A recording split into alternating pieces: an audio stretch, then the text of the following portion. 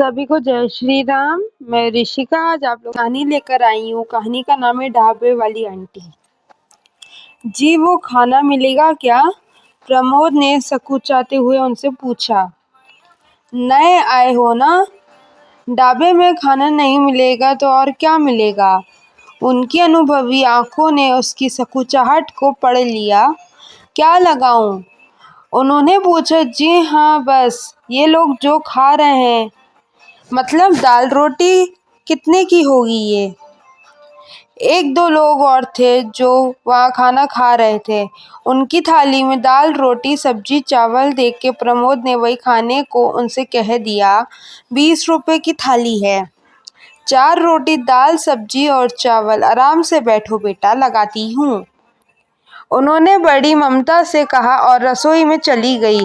ओहो जी, पर एक बात है, मेरे पास सिर्फ 19 रुपए है।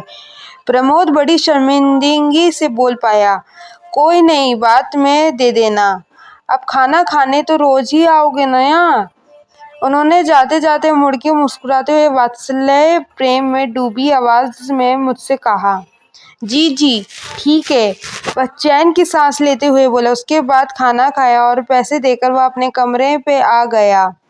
एक गरीब माँ बाप का होनहार मगर बहुत शर्मीला बेटा प्रमोद यही झुंझुनू में आगे पढ़ने आया था। सेक्टर किसान कॉलोनी के पास कस्बा भवन में एक सस्ता कमरा लेकर रह रहा था। आज उसका पहला दिन था। तहसील चौराहे, वैसे ये है तो तिराहा, पर इसे चौराहा क्यों कहते हैं किसी को नहीं पता। इसी चौराहे पर ये आंटी का ढाबा है।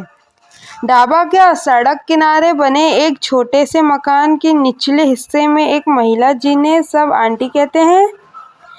मीनू में सिर्फ 2 आइटम वाले ये ढाबा चलाती है। ढाबे में मजबूर मगर मध्यम लोग ही खाना खाने आते हैं जो सस्ता खाना ढूंढते हैं। इसलिए ढाबे की हालत और उसकी कमाई में से कौन ज़्यादा खस्ताहाल है ये कहना ज़रा मुश्किल है।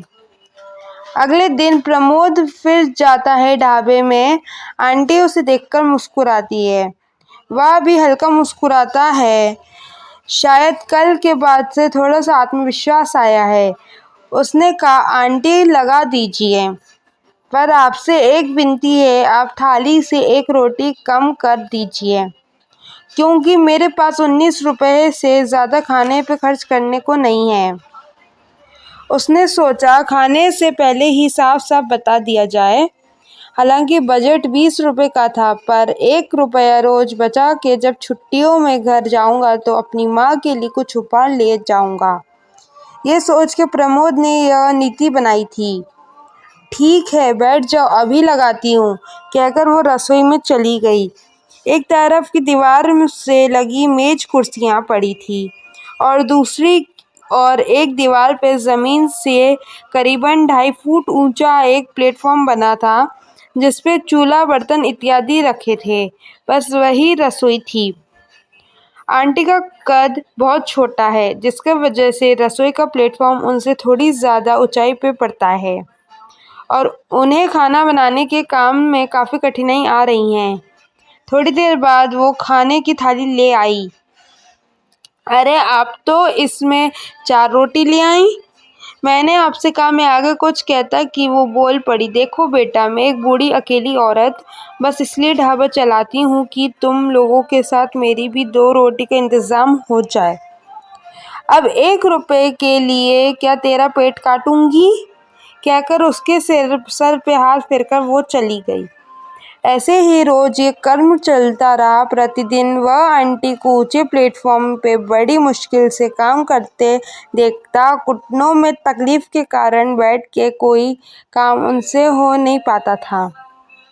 खाना 19 रुपए देता, कुछ हल्की फुल्की बातें उनसे होती। बस ऐसे ही कुछ महीने बीत गए और फिर आज के दिन वह काफ़ी देर से ढाबे पे आया। अरे आज बड़ी देर कर दी तूने, सब ठीक तो है ना? बैठ, मैं खाना लगाती हूँ। आंटी की आंखों में चिंता थी।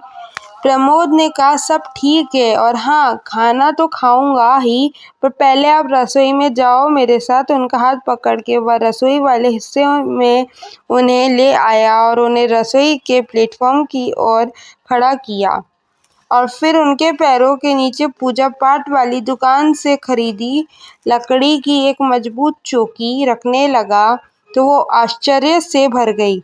उस पे खड़ी हुई और उनकी आंखों ने न जाने कितने वर्षों के बंधे बांध खोल दिए। प्रमोद ने उनके पैर छुए और कहा, हैप्पी मदर्स डे आंटी।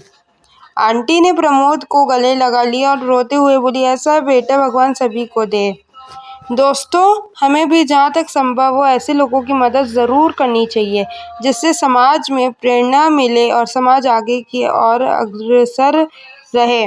सदैव प्रसन्न रहिए, जो प्राप्त है वही पर्याप्त है। धन्यवाद। जय हो, विजय हो।